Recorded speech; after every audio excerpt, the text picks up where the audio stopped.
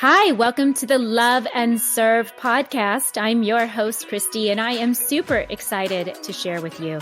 This podcast is all about loving where you've come from, loving where you are, and loving where you are going. I am honored to be on the journey of self-love with you together. Let's dive in.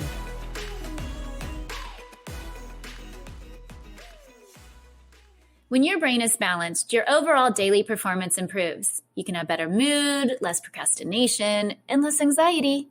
Eating healthy, exercise, and proper rest contribute to a healthy brain. But we don't live in a perfect world every day, and some days we need a little extra support. My friends over at GNAPS have solved this problem and created a breakthrough formula that works. And I'm also super happy that it saved me a ton of money. Before, I was buying 5 different products to get the same results as I get now. But what I love most about it is that they didn't add caffeine and stimulants that cause negative effects. Instead, they used high-quality active vitamins like B12 and folate, and one of my favorite brain aminos like 5-HTP that helps me to sleep better and control my appetite. I enjoy drinking my coffee in the morning, and when I take my G-Mood, I don't have the coffee jitters like I normally have. Instead, I'm calm and focused and super productive. So all my friends out there listening, you can get a special discount if you head on over to GNAPS.com. That's GNAPSE.com. At checkout, use LOVE20, that's LOVE20, and get 20% off plus free shipping and handling on your order. Well, hello and welcome to the Lead with Love podcast. I'm your host, Christy Dreiling, and I am so excited for this interview today with this beautiful soul. I don't know how we met, but I'm grateful we did because I know he's going to bring so much love and light to all of your hearts today. Just a little bit more about Robert Mack. He is an Ivy League educated positive psychology expert, celebrity happiness coach, and executive coach and author. Robert studied under the direction of Martin Sickelman, the founder of positive psychology at the University of Pennsylvania.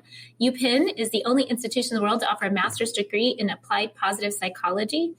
Robert is one of the world's leading experts on relationships between happiness and success. He helps individuals and organizations achieve an energizing balance of authentic personal happiness and effortless professional success based on time-tested, face-valued, empirical data, and timeless transcendental wisdom. Robert's work has been endorsed by Oprah, Vanessa Williams, and many others. He's been seen on Good Morning America, The Today Show, Access Hollywood, OWN, GQ, Self Health, Cosmo, and Glamour.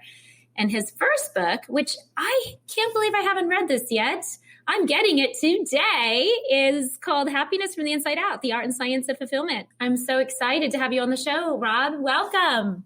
Thanks so much for having me. I so appreciate just being in conversation with you. Thanks for having me on the show. Absolutely. So, positive psychology came into my world years ago. We had talked about this before. Sean Anker, I read his book, was it The Happiness Advantage? Yes.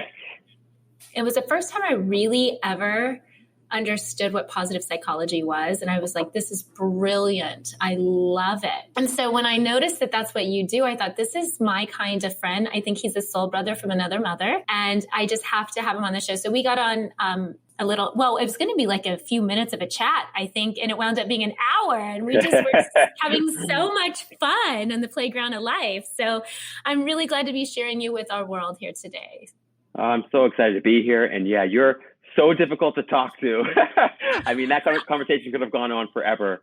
I'm just so joyful and so happy and so just appreciative to be connected with you. Oh, Rob, thanks so much. I know that, like I shared with you, one of my old business cards said by divine appointment only. And I really trust that that's our connection. And I'm excited for what we're going to bring to the world today. So I loved when you shared with me a little bit about your story.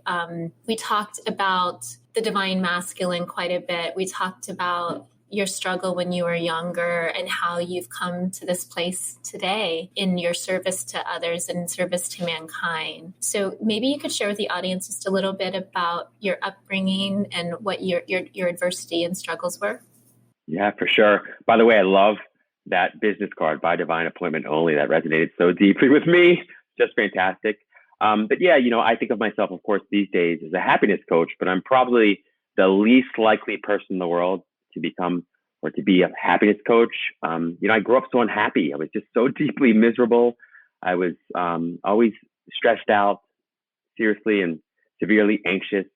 And I always thought I'd grow out of that. I had a great family, a really incredibly loving mother and father and a brother and a sister. And there was lots of conflict, at home because, life is hard and family life is hard. And so as I grew up, I always just assumed I'd grow out of like that anxiety and self-loathing and unhappiness. And especially I thought, well, eventually I'll hopefully have a girlfriend and maybe I'll eventually become a professional basketball player. That was, of course, my dream. And I'll do well in school and I'll have some money and life will get better and I'll feel better about life. And that is not what happened, Christy. It just got worse for me as I got older. And despite doing pretty well academically, I was salutatorian of my high school class and doing pretty well, in terms of sports. I just felt worse and worse. And I got to a place where I was so deeply depressed that I began to experience suicidal ideation dozens and dozens of times a day. I thought about killing myself more than I thought about anybody or anything else in the world. And so I got to a place where I eventually did some research and decided I was going to slash my wrist. Still have the suicide test marks on my wrist to this day. But something very strange and unexpected happened.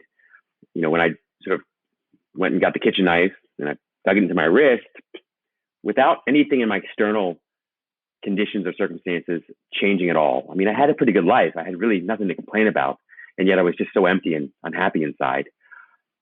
Despite nothing changing on the outside, I just felt this peace and this joy and this well-being and love that I don't remember ever feeling before in that way, And so at that moment I said, oh, maybe I can postpone the suicide for like 15 minutes. And that was it. At the time it was a very tall order. 15 minutes felt like forever. But I thought maybe I'll just put it off for 15 minutes. I'll do a little research. And believe it or not, that 15 minutes led into several hours and days. And now it's been about over 20 some years. And my life is so different now. I love that you share so vulnerably what's happened to you in your past, because, for the longest time, I think it was taboo to talk about anything like that, right? It was shaming. I know the first time that happened for me, my shame story was, living on welfare most of my life and having fathers that were drug addictive and abusive and living in a car with my mama. And so I actually, my ex-husband never even knew my story. All right. So I was so ashamed of my story that he never even knew it. And we, got married a year into me building a company. I saw the beautiful, amazing, talented Les Brown, my first motivational speaker to ever watch. And I was in the front row, like a hungry, student, just holding on to every word. If I could have jumped on the stage and jumped in his arms and let him coddle me, I totally would have, because that's the energy, that big bear personality that he brings to the table. And I remember him sharing about his mother, who was a crack addict, and also his sister, and how they were left on the floor in New York. And I remember just crying my eyes out thinking, oh my gosh, I was mad, but I was happy. I was mad that he was sharing this story, because I thought, who shares this stuff? This is stuff, right? And then I was happy because it was liberating and freeing. And I thought, I want to change the world. I want to be able to get to a point where I can share my story to audiences and not be ashamed the way he is, and let it be inspiring and empowering. And so Les, I think it was my third book, I opened it up with honoring Les for that experience, because the more I got to talk about it, the more healing it was. And it also gave other people permission, right, to talk about theirs. Absolutely. It's like the self-disclosure and the confident vulnerability begets self-disclosure and confident vulnerability from other people. Yeah, it's knowing we're not alone. How many times are we feel like what we're going through is just our stuff. Nobody else is going through it. And especially now, let's be honest, Rob, one day we feel on top of the world and the next day we're like, what the heck is happening? Right? Absolutely. To me, it can often feel like a roller coaster ride. And that was my experience, although I felt like mostly it was like at the bottom of the roller coaster ride all the time. But absolutely ups and downs and ebbs and flows. And you're right. The challenge for me and the opportunity, I think, for all of us is to recognize that you're not alone. Like I wasn't alone. And I think that's the first thing I discovered as I began doing some research around like depression and suicide and happiness and happiness. It was like, Rob, you're not alone. In fact, most of the world at some point in time goes through a depressive bout or feels anxiety, feels stress. It's what, we call being human, right? But it's easy to sort of miss that or forget that or not notice that because you're often locked and trapped in your own head. And if you don't share, then other people don't feel encouraged to share either. Yeah. And I feel like we're in a new movement of people being able to really speak the truth without the shame that comes with it. Right. Because it's for me, speaking is my medicine. I like to talk things through. I know for some women, that's what we do. Like we need to talk about it, right? My partner needs to go on a walk and then he needs to digest it. And, I'm kind of like the fixer. I'm like, okay, nope, we got this. Let's fix this now, And he's like, can I just take a walk and digest? And then I'll come back and I can actually process everything. But it's the more vulnerable we're able to be with each other. And knowing we're not alone is I think the medicine that we offer to one another. Right? Absolutely. And you're right too, Christy, which is that the vulnerability shows up and expresses itself differently for all of us. And there's, what I think I most want to do is hold space for however people want to show up and especially encourage them to show up, in vulnerable ways that are in alignment with their own truth. Right. And so to your point, it's like, some of us do it one way where we sort of go offline and go by ourselves and go for the walk. And some of us like to process right in the moment and speak it out. But, in both cases, I think there's an opportunity to be increasingly vulnerable. And I think it's, you're right, it helps to destigmatize and normalize what we all feel and experience through the course of our lives. That's so great.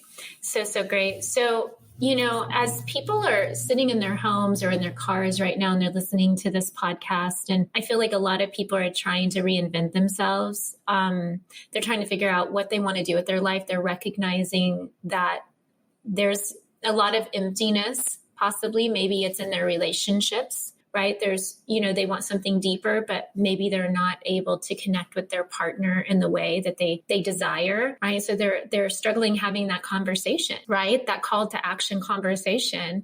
So let's dig into the relationships for a minute, because we know that relationships are everything. Connection and love is everything for us. So what is it that how can someone begin to have that conversation with the ones that they love in regards to, what they're feeling and their unhappiness and their struggle? Maybe you have some wisdom to shed on that. Yeah, for sure. I mean, I really struggle with that. When I was a child, I struggled a lot with it because I would sort of have these thoughts and these concerns and these fears and worries and even dreams and hopes. And I would sort of dip my foot in the water with people by just cracking a little joke or seeing if they would take the bait, right? And I have a sometimes morbid sense of humor. So particularly when I was a kid. And so I would try to dip my toe in the water and make some joke like, don't worry, we're all going to die anyway. And I would realize nobody would really take the bait on that. They say, oh, don't say that. And why would you bring that up? And so it sort of discouraged me from being able to lean more strongly and deliberately into conversations with friends and family members and colleagues. And I don't blame anyone for that, right? There's no blame in that. It's just, that was the experience that I had. And so a couple of things I discovered along the way was that, when in doubt, seeking out and being very selective about seeking out people who can hold space for you and show up in unconditionally loving ways for you is critical. And that's often the value of experts, honestly. I mean, that's what therapists get paid for, and counselors and coaches and hopefully lots of other folks in the world. And so if you're in doubt that you can share something that you feel extraordinarily vulnerable about, you might want to lean into somebody whose job it is specifically to provide a safe space for you. And then once you sort of get the training wheels and you sort of get moving with that, you'll discover that what they're doing for you really is they're modeling for you, by virtue of that therapeutic relationship, how to hold space for yourself in the same non-judgmental and unconditionally loving way, right? Because the challenge often is, even when you have conversations with people who are unconditionally loving and non-judgmental, you will often project the self-judgment and the self-blame onto the other person, even when they're being perfectly unconditionally loving and non-judgmental, right? And so that's the challenge with this whole thing, is sometimes it can be difficult, especially in the beginning, to lean into these vulnerable conversations because it gets messy. It's like, am I judging myself, or is this person judging me? Was that a smile or a smirk, right? It's like things like that. And so I would say for that reason, you certainly want to practice, let's say, with professionals, but also practice with yourself. I mean, that's the practice of meditation. It's the practice of prayer to a large extent. It's like when you find that unconditionally loving, harmonious, healthy, happy place within yourself, you tend to find it with everybody and everything else as well, even when those people don't find it with you. So that's the couple tips I've learned, mostly the hard way. Oh, right. Isn't it always like the hard, if you're on the growth highway, just be prepared, right, for the detours and the stops. Because like yesterday I had planned, I've always wanted to learn Tantra, right? So I took the initiative and I found this beautiful coach locally, and he came over yesterday for me and my partner and had just these most epic conversations, and being in the presence of this divine masculine man who was also just really creating space and understanding for the divine masculine to hold space for the divine feminine. So like when we have, he shared something that was really profound, I felt, that really eliminates the feeling of judgment from, for example, if, I think I shared with you, Rob, in a previous conversation, maybe so, maybe not, but I've had an issue with trusting the masculine for quite some time because, I had 5 fathers and a couple were drug addictive and abusive, and, they would come in and then leave and come in and come and leave. So I literally blocked my heart my whole life. And then finally in my 40s, I'm now opening my heart to the divine masculine. And Spirit gave me 3 boys. And that's what's funny. It's like not all masculine are, they're not there to run out on you and abandon you. However, that was the feelings I would have. So it was hard for me to really open my heart to the divine masculine and without fear. So yesterday he was like, just imagine, create that space for your partner where it's just like there's a version of you standing behind you, and whatever they say and whatever they're releasing, maybe it's tears or fears or whatever it is, let it just go by you into the energy behind you. It's not yours, but you're holding space to let them release it. And it was such a really beautiful thing because sometimes, as women, like I've also given myself permission to cry. Like I never used to cry. Like my boys, if a commercial would come on and it seemed emotional, they would look at me and like, oh my God, is she going to cry? Because they were like, they wanted to protect me. Like mom never cries, so we want to protect her. This is weird. Now I can cry all the time. I'm just like, sometimes it's like knowing that it's okay to be vulnerable in your relationship. Like, I think that's the work. Your partner has to be willing to show up and do that work for you. Like you have to want to hold that space for each other. And sometimes those difficult conversations need to be had and saying, you know what? I really need to work on some stuff and I want to work on it with you. Oh. Can we do this together? Right? So much great stuff there. I mean, we could unpack everything you said there for days and days, right? There's like multiple workshops. I mean, but, just to highlight a few things that you said that I just think are so beautiful and brilliant. One, it's being able to have a difficult conversation, right? But there's a way to have a difficult conversation, right? There's a skill and there's an art to having a difficult conversation so that you actually build a positive relationship as a result of that difficult conversation. But lots of people think of it not in that way exactly, right? Because we become defensive and we become reactive and we begin to project again. And before you know it, the best of intentions have, led to this increasingly destructive conversation, right? And so there's a way to have that. And I think we can learn lots about how to have a difficult conversation or navigate crucial conversations in artful, skillful, positive, inspiring ways, right? So that's huge. The other thing that you said, I think that's just so powerful is that, no question that past programming, conditioning will certainly influence the way you show up in the world today in your relationships. And it, sort of what we do anywhere is kind of what we do everywhere, right? So you have that experience. And yes, when possible, and it's certainly desirable, it's nice to have people in your life that you can lean on and trust. There's no question about that. And that being said, I think I've sort of discovered a different definition for trust. It's like I used to have trouble with the trust thing. And I used to really wonder and try to vet for trust. And then I discovered, Rob, instead of trusting what you want people to do, so trusting your own expectations about how other people should show up, why don't you just trust that they show up the way they show up and trust yourself more deeply, right? So that didn't mean trusting people less. It just meant trusting myself more in such a way that I could, bounce back from, deal with, cope with, and continue to find peace, love, and happiness inside, no matter how people or the world was showing up or not showing up for me. And that in of itself can be a huge challenge and opportunity, of course. But yeah, so much to unpack there, Christy. I just love this conversation with you. I know I do. I love it with you too, because, I also think, especially when you're new in a relationship, you meet somebody, you get super excited, you have this chemistry, you're having this fun. It's the honeymoon, effect, right? And then, but you don't ever have those conversations. Some do, some don't. But I think the conversation being like, what is, having questions like, what does trust mean to you? What does being in a monogamous relationship mean to you? Are you for that? Are you not for that? Like getting really clear on what those questions are so if you're on the same page or not, right? Before you get way down the road and you're like, wait a second. Yeah. That's pure gold. I mean, really, that's pure gold. And you're right. I absolutely am convinced that all relationship problems can be boiled down to the ways in which we answer one question, which is, what is love? What is love? When you say, I love you, what do you mean? And really breaking it down. And you'd be surprised. I mean, I know I've been in lots of, platonic and romantic relationships. And, I've come to that realization that when I say I love you, I mean, I want you to be happy no matter what, even if it's not with me.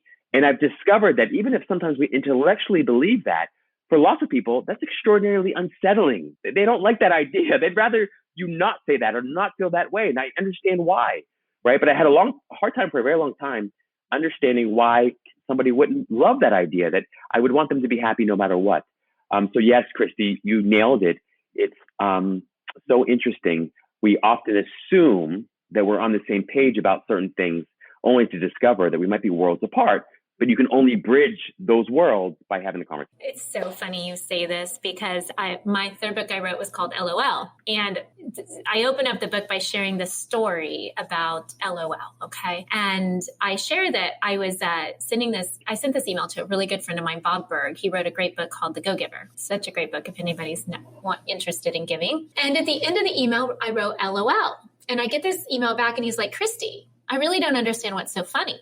So I sat there and I'm like totally perplexed. And I sent him this email and I said, well, Bob, I do send you lots of love. I get this phone call from him. He's like laughing hysterically on the ground saying, Christy, LOL does not mean lots of love. It means laugh out loud. And I said, Bob, I have signed every email and every text for 8 years with LOL.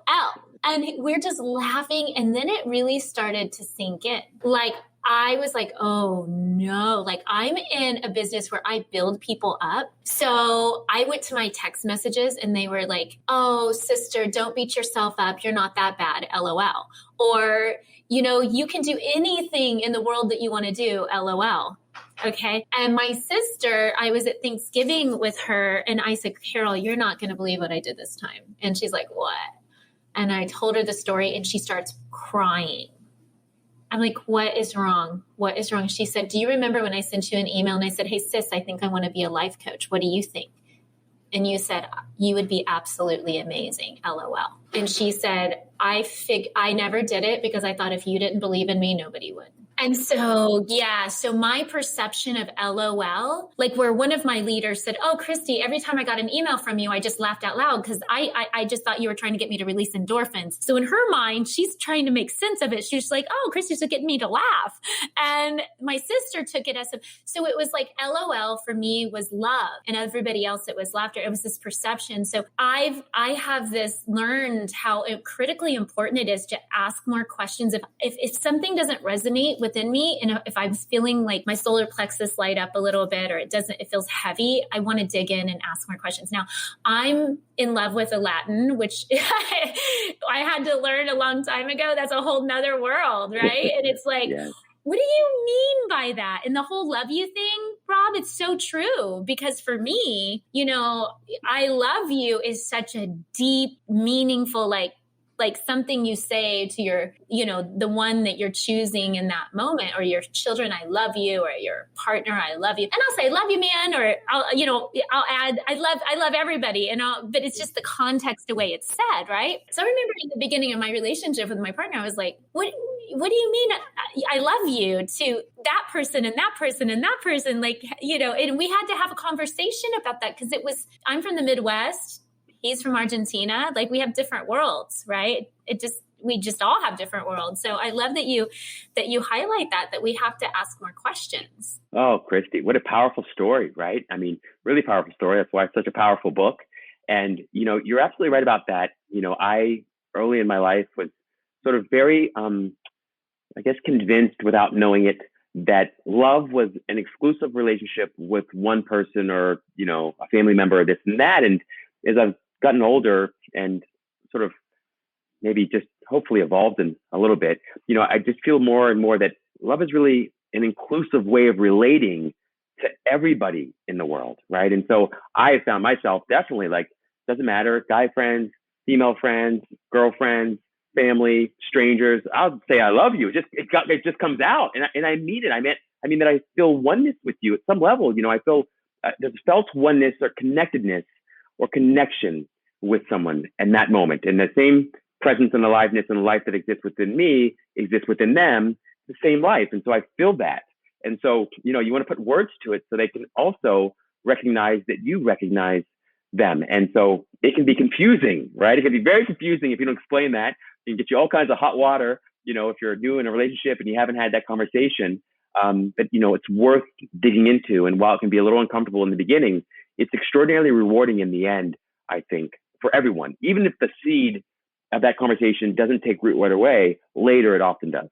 You know what, though? Here's what I'm going to just dive into just a little bit, because I feel like women have been given the green card with, I love you. I say love you to everybody, right? But it's weird for us when we hear men, right, saying I love you to everyone. And that is the trick there, right? Like, that's where we get tricked, because society has told us that the toxic masculine is the space that we hold, and we don't, it's just too not appropriate, right? You lose your man card, kind of like, which is not true. It's the opposite, but that's what we've been conditioned to believe, right? Absolutely. You absolutely nailed it. I mean, that's the challenge with language in general, is that language is, so beautiful and so wonderful. We use it to describe the world, but it also informs us about the world, or can inform our perception of the world. And so it becomes a little problematic and a little bit messy, and it's polluted with all kinds of ideas and opinions and beliefs and assumptions and flawed premises that work their way into the relationship itself, just through the language that you use. And sometimes that language is verbal and sometimes it's nonverbal.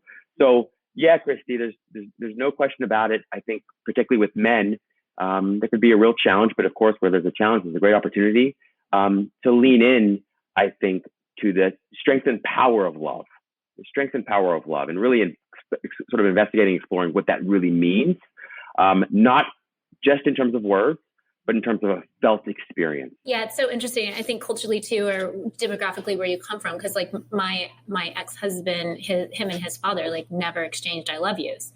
And I remember being so frustrated with them. Like, why don't you do that? Like, that is so big, right?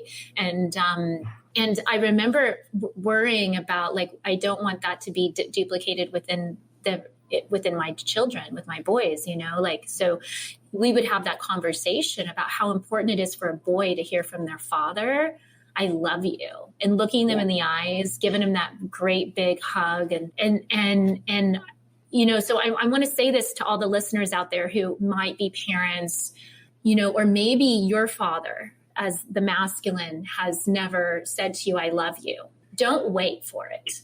Right? Don't wait for it. They're yearning for it as much as you want it. They just don't know how to step into it. And the healing that will take place, not only within yourself, but within them, it will be so huge that it'll heal generations that are even here. Right? It's like having that, you know what, Dad, I just want to look you in the eyes and tell you I'm grateful for you.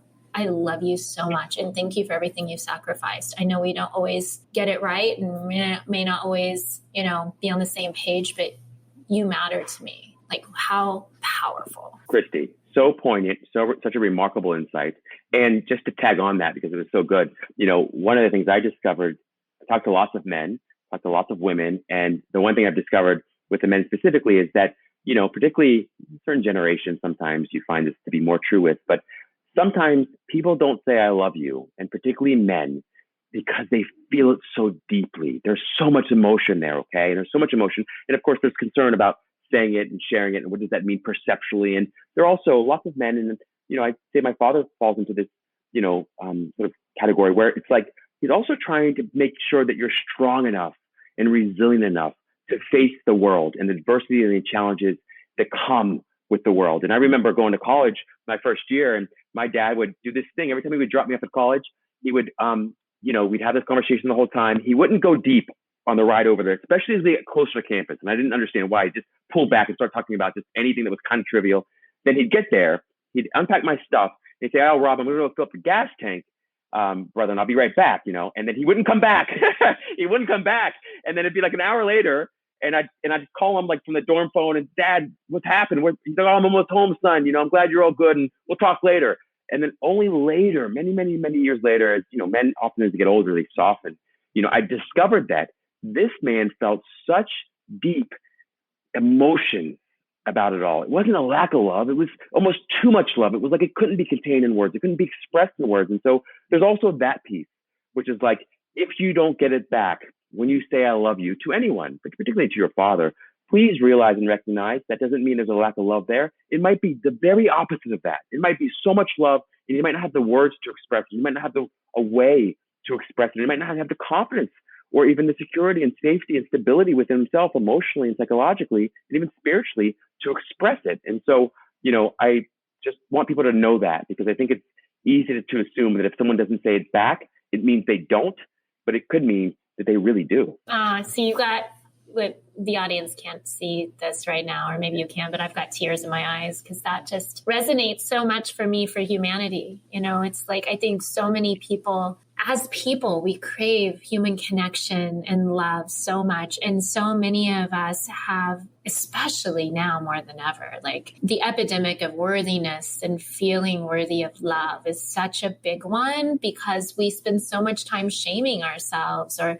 judging ourselves or judging others. And then also putting expectations on others, which is also not fair, right? Like, we all have different love languages. We all have different ways to be fed. And instead of also saying, well, this person isn't doing for me, actually the thing we should be saying is, what am I not doing for others? Because when I'm serving and loving, what goes out has to come back, right?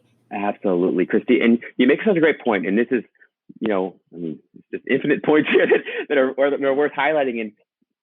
And one thing I think a discovery for me is that love, in its essence, is formless, okay?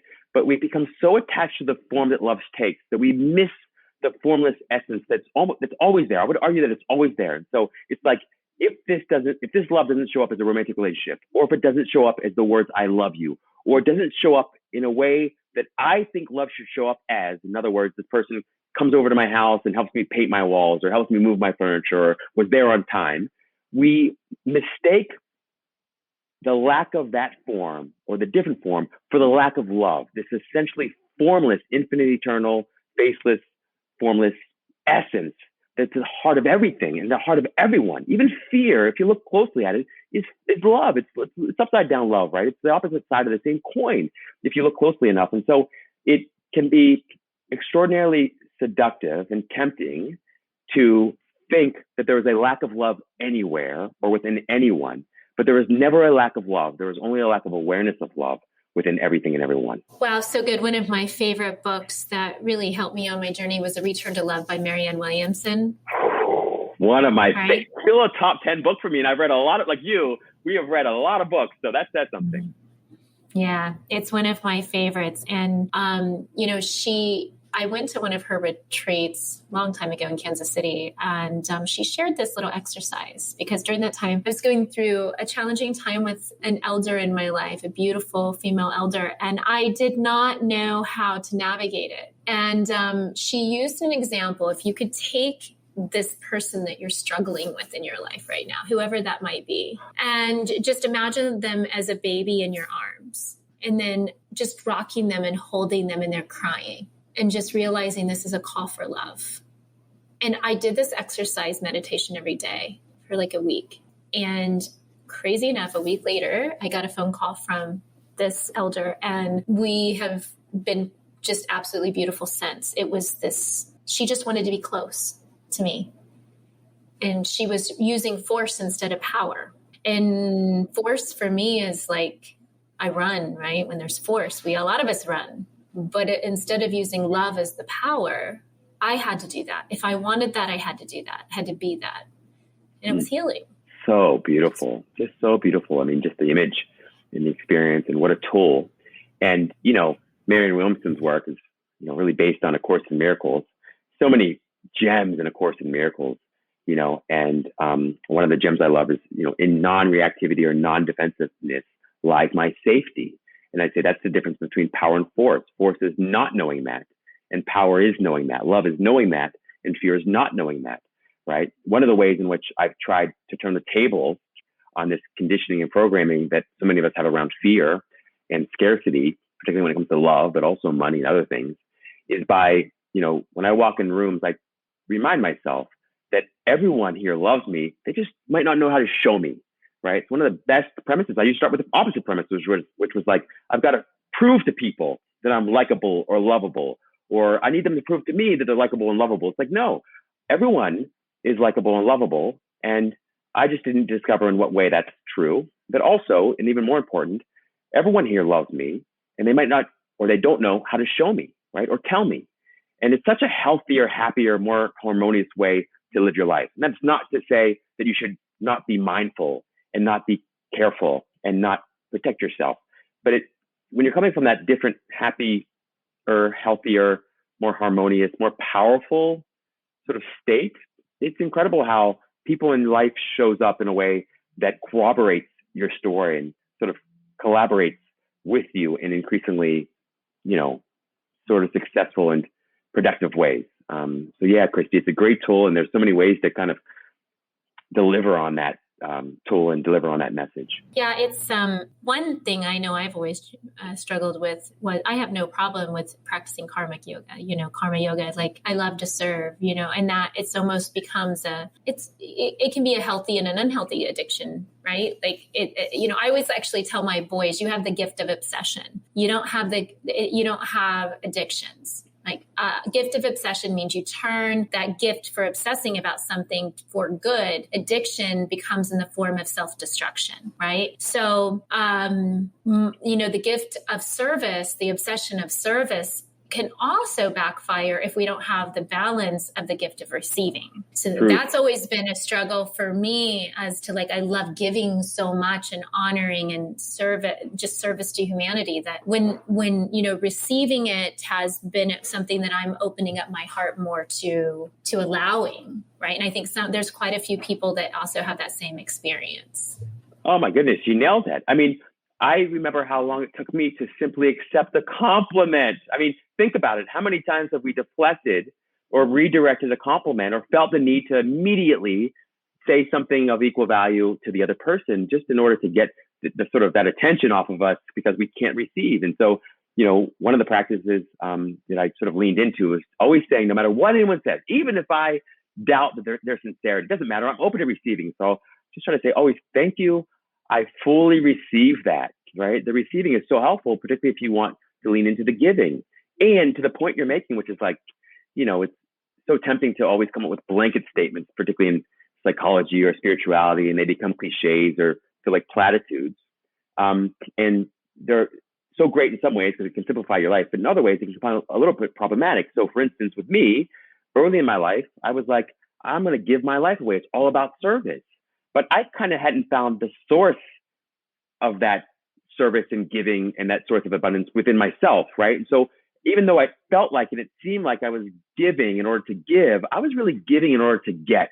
And the way I knew that is that if somebody didn't respond, in like manner, or they didn't say thank you, or I let them pull out in front of me in traffic, even something as simple as that, and they didn't seem to acknowledge me, that I felt worse off or diminished in some way. And that was always an indication to me, Rob, you've got to fill yourself up first, have a full bucket. You can share the overflow with other people. And then even when you share it, you're sharing that overflow indiscriminately, unconditionally, without an expectation of reciprocity, right? That's huge. It's like being a rain cloud. You just fill yourself up with as much peace, love, and joy as humanly possible. And then you just rain down on the earth and all living creatures, right? Indiscriminately, unconditionally, just to relieve yourself of that burden of carrying that peace, love, and joy around with you all day, every day. It's really joyful, and the reward is in the giving itself. And so service and giving is, I think, simultaneously the most selfish act in the world, because it feels so darn good when you're in tune with it, but it's also the most selfless act in the world, because you don't expect anything in return. It's like, no, trust me, that was enough. Like, giving was enough. That was enough, and it was reward in of itself. So the point you're making there, oh my goodness, Christy, it's like we can go so many directions with that, but it's just so powerful around the service. I love your vulnerability with that, because I definitely connect to it. Like, I remember when I used to give as well, I call it conditional giving, conditional love. It's like, well, I give you this. You didn't send me a thank you for the gift I sent you. Like, that's so rude. Why would they not recognize that? Like, I was looking to get validation and to be seen. And then, obviously, like, I think that maybe that's the start, I think, of really tapping into unconditional love and giving. And it's okay that if you're there, don't worry. Like, don't shame yourself or judge yourself like, oh my gosh, that's me. Just recognize it, that you're actually on the path. And it's really beautiful, because I would much rather someone give conditionally first, to recognize that's actually not where it's at, to then recognize there's more. What if I detach from someone's perception of me, or whether they love what I've given them or not, and just give because, it's just what intuitively I've been called to do, right? Oh, Christy, it's true. It's like either give freely or not at all. That's the way I feel. Byron Katie has a great example that she uses, which is like around money. And I've adopted this, which is like, I don't loan money. Like I never loan money. I gift money. And if and when I get it back, that's when I call it a loan. Right now, I don't go advertising this across the world. So somebody says, "Can you loan me a little something or whatever?" You kind of just did. Yeah, I kind of just did to you and your 100 million listeners, and that's fine. So lots of folks will be getting lots of no's, but not from a lack of love, just from a lack of infinite, dollars. But yeah, it's like so true, Christy. It's like, and I try to live that way more and more. It's like, I'm human, so I don't always, but that's the intent, and I do that because, ultimately I'm a hedonist at heart, and but I also want to give, not to get. I want to give cleanly, freely, and joyfully.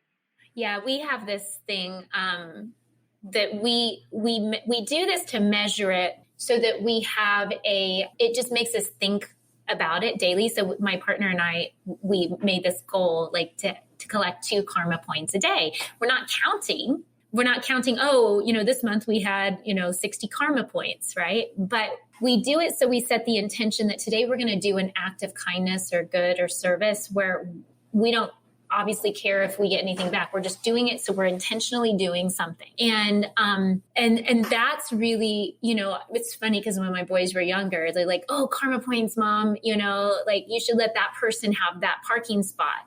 And it was like just being mindful of like, there's more than enough.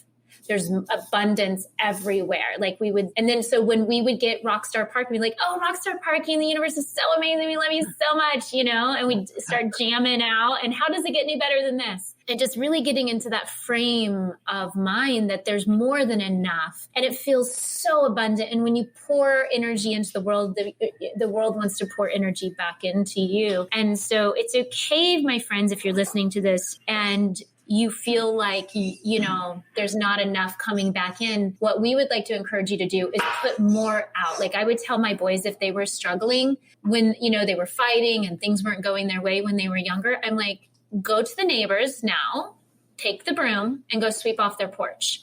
And they would do it and they would come back like, oh my gosh, mom, that felt so good. And you know what?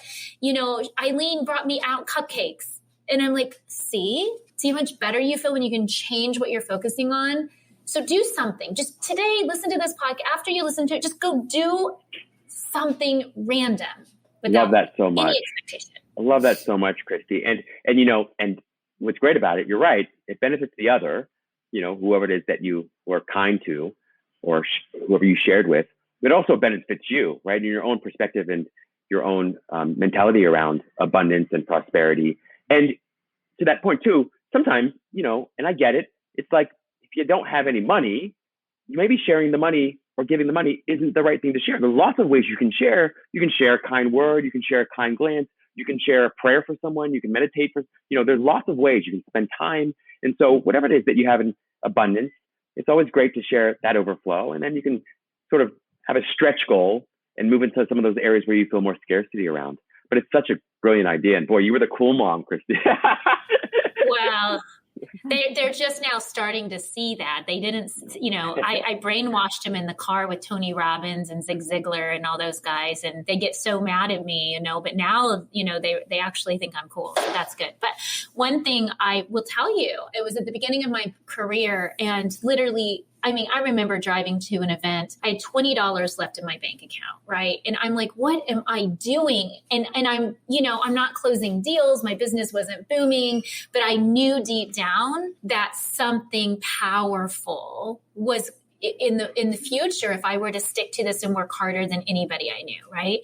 And so I remember just like, crap, I got $20 left. What if the kids need something and I can't pay for it? And I just heard the voice say, you know what? You're working towards the dreams in the future. You have to do this. Like, it doesn't matter. More money will show up. So when it came to tithing, I didn't have extra money to tithe. And that's like a universal spiritual principle, right? Doesn't matter what faith you believe in or spirituality you believe in. So I was like, well, I literally don't have extra money right now. So what I'm going to do is I'm going to actually tithe more time, because time is money. So the next month I decided to tithe my time double. Okay. And my paychecks doubled. Then I was like, what if I time it?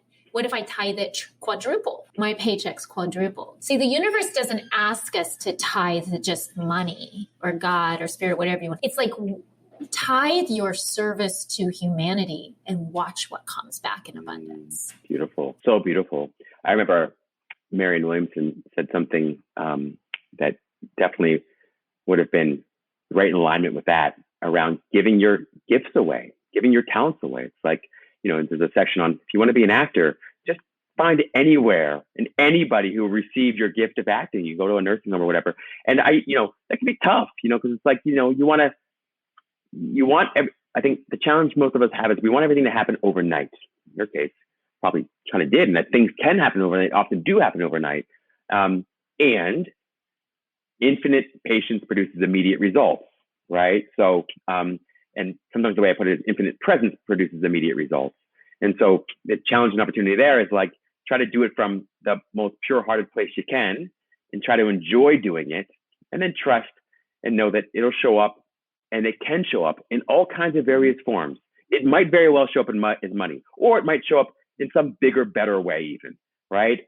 And so it's nice to stay open to all forms of abundance, and just, notice. I think that's the other piece, is like noticing how steeped in abundance and prosperity you already are. All of us already are. Like, how much does life or the universe love us just to continue pumping oxygen into your lungs all day, every day, and pumping blood through your, body, and keeping your heart beating and your brain orchestrating it all. And, the same life force and same infinite intelligence is hanging the earth, literally this huge rock or crater, on nothing. It's just hanging in midair, right? And it's not only doing that, but it's rotating on its axis, in a very wobbly way, as it also revolves it around this super hot sun that's been doing nothing but giving for millions of years, nothing but heat and nothing but warmth and nothing but light, right? And nothing but life.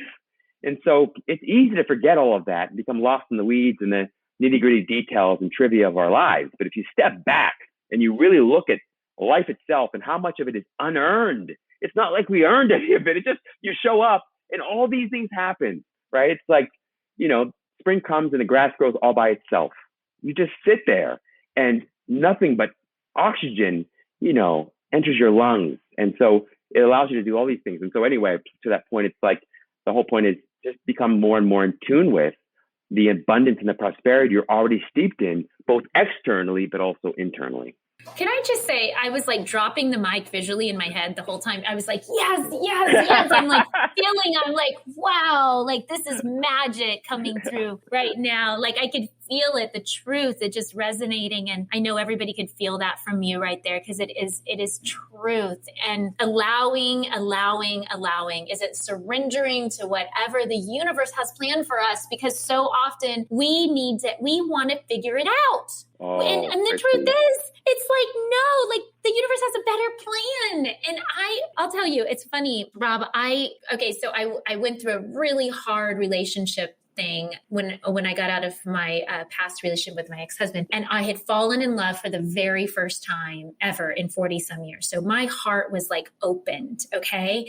And then my heart was just completely devastated because it didn't turn out the way I had thought it would turn out. So I went on this deep spiritual journey. You know, I climbed a mountain and camped at the top of a mountain by myself with 50 pounds on my back with mountain lions near, and all, did all these crazy, amazing things, and went to find myself, because I recognized that in order for me to find someone that could match me frequency wise, I had to raise my frequency, because we don't want to attract, right? Partners, friends, relationships when we're really low, because we're going to attract the same thing. Right. So I went on the journey to do the work. And my friend, who's a good friend with Bob Proctor, taught him how he attracted his mate. He's like, Christy, I got to show you how to do this. So I was like, game on, let's do this. I am all about this. Right. So I had made this, I got this big board. Okay. I'm going to give you guys this, it was like a huge poster board, and I had all these color markers. I actually have it. I'm going to show you. I'm going to show you right now. Let's see it. I would love that. Okay. I have it here. And for those viewers, this is what I made. All right. All right. Okay. And I put my man, my lover, my best friend. And I will meet him by September 1st, 2020. He will recognize me as the person he's been thinking, praying, and dreaming about. And so will I. And I wrote everything that I wanted to attract. Simple things. He's in love with life. He loves to have fun. He is a positive human, loves to grow himself and grow connection in life. He's humble and kind, loves to wake up and have coffee and meditate and talk. He's romantic. Like, I've hit all these things, right? And I looked at it every night. I have a poster bed that has lights, and it's very princessy. And so I would look at it every night, and I would just imagine the feeling of this partner and waking up next to them and what it would feel like and growing together and all this stuff. And then in my journal, after I meditated, I wrote it like a movie script, and I'd play it out in my head. And then I let it go. I was like, well, he's in the vortex somewhere. I know he's going to enter. I'm letting it go. This is about me. So I went on a really bad Tinder experience. Nobody's had any of those ever. It was like COVID. I mean, where do you meet people? Like, this sucks. I was like, this is horrible. But that experience led me to another experience that led me to Mount Shasta, that led me on this 9-day spiritual retreat, that led me to the grocery store one day, that led me to meet him in the avocado section, that led me to, it was all these series of events that happened, and we connected and we met, and he matched every single thing on there. Every single thing. And it goes even more cosmic than that. And we don't have time because we've come to our hour, but I want to share with those of you, you can use this as a way to attract a business partner, a friend, a lover, anything that you're craving. You have to trust in the universe. You have to let go the control that you actually have a better plan. Okay. Yes. So good, Christy. And it's so true. And it can be a real, it's not always easy at first to let go, because we put so much trust in our thoughts and our planning and scripting and plotting and all of that. And that can get you so far in life. That's how you get through school a little bit. That's how you sometimes build a business and whatnot. But if you're really wanting to manifest something that not only looks good and is sort of the trappings of success and achievement, but something that also is fulfilling and deeply fulfilling, you're absolutely right. It requires deep trust and faith. And what shows up for me, at least in my life, is often nothing like I thought it would look like. So it's not quite as gorgeous and perfect as, your husband and partner, but it's like sometimes the best gifts are really poorly wrapped, right? And that's part of what you're saying there too. It's like, don't judge based on appearances at first. You got to see how this thing unfolds. And, you know, as that expression goes, everything will be okay in the end. If it's not okay, it's not yet the end, right? And so that's what's true with manifestation as anything. You know, I was looking for my purpose my whole time. The whole time I was suicidal, I was looking for my purpose.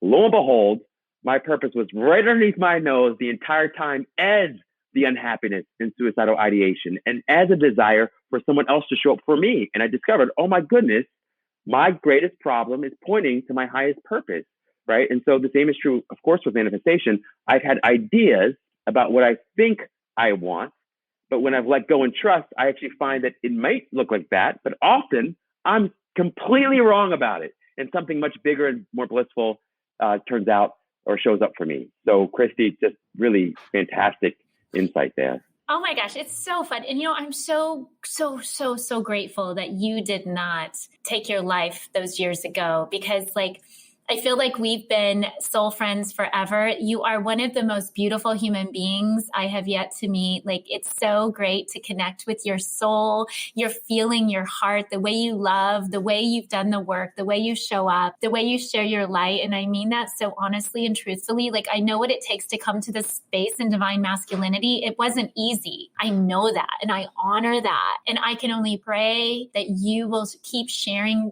to millions and millions of people this light that you are and what you've brought to our show today so confidently, so eloquently. And, you know, listen, I know you have stuff, we all have stuff, but you show up. And that's all that matters, is you're showing up. And I'm so proud of you for that and so grateful for you.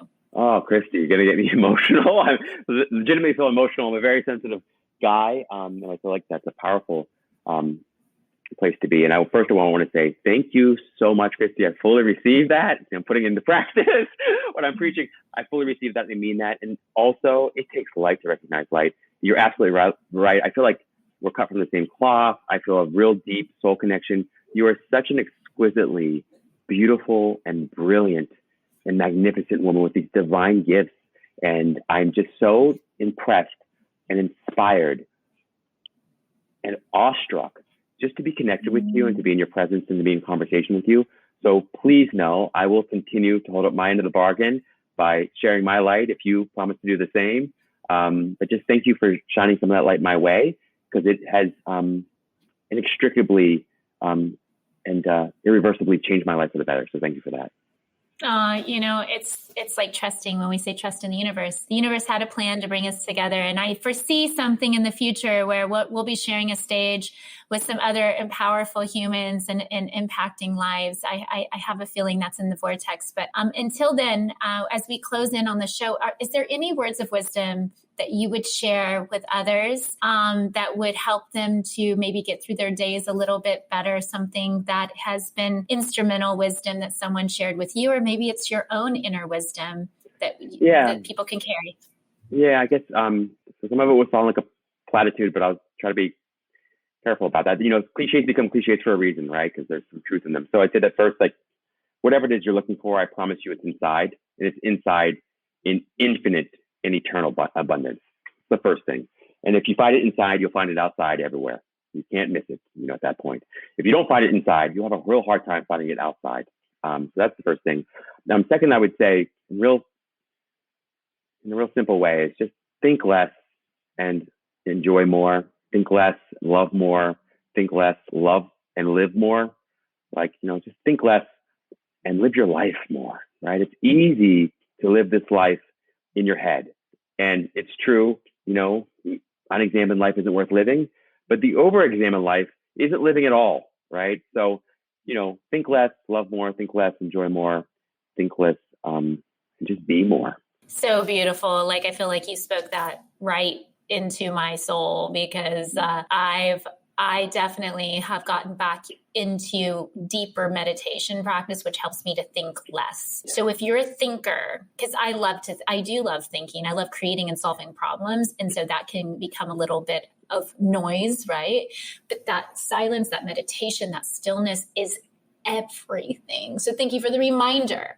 You're so welcome. And to that point, I just want to say one quick thing, because it's so beautiful, is that you're absolutely right. We're all thinkers. You've got a Ferrari for a brain and a left foot, And I'm the same way, I just hit the gas and I want to go.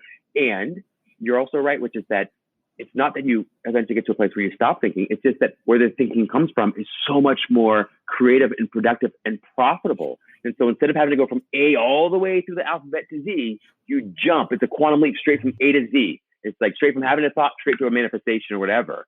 That's the beauty and power of stillness and silence. Why does this have to end? I know. I'm like It doesn't. so juiced. It doesn't. And I'm a firm believer that this conversation will go on forever, literally. Yes. Yeah. I agree, Rob. Thank you for blessing our listeners today and blessing the world with your light and your wisdom, your authenticity, your vulnerability, your love, everything that you are, everything that you are going to contribute to this world. We are hungry for it. We are yearning for it. We love it. And just know that your divine light is really lighting the path for so many of us. So thank you for being a guest on our show today. And thank you to all the listeners who shined your light today by showing up, because that's really what shining our light is all about, is showing up, to go up, to grow up. And we're so excited to have shared the space and time with you together. We are lighting the path for not only ourselves, but future generations to come. We love you. And we can't wait to share this time with you again on another Lead with Love podcast with Christy. Bye, everyone. Imagine the feeling of seeing your dreams manifest in front of your very eyes. Through the power of the law of attraction and intentional daily visualization, your dream life can be made into reality. Visualize Video is a powerful tool to take your vision board to the next level. See your life play out in front of you like a movie trailer. Increase the intensity of your meditation or amplify the vibration of your visualization with Visualize Video, a tool to use in your daily routine to help you create the life of your dreams. Let us help you manifest more. With our incredibly insightful questionnaire, we will give you a unique video with affirmations to make your dreams a reality. Get your own Visualize Video today and start manifesting all your desires now. Go to visualizevideo.com. That's visual, VISUALEYES video.com, and use the code LOVE20. That's LOVE20 for 20% off. Thank you so much for listening to Love and Serve podcasts. It is my sincere hope that the rest of your day is filled with abundance, love, and light. Know that I believe in you, and know that when you shine your light, you unconsciously give other people permission to do the same. You are making an impact. I can't wait to see you on the next episode of Love and Serve. For more information, you can go to thelovegypsy.com and follow us at Christy Dreiling Beauty on Instagram.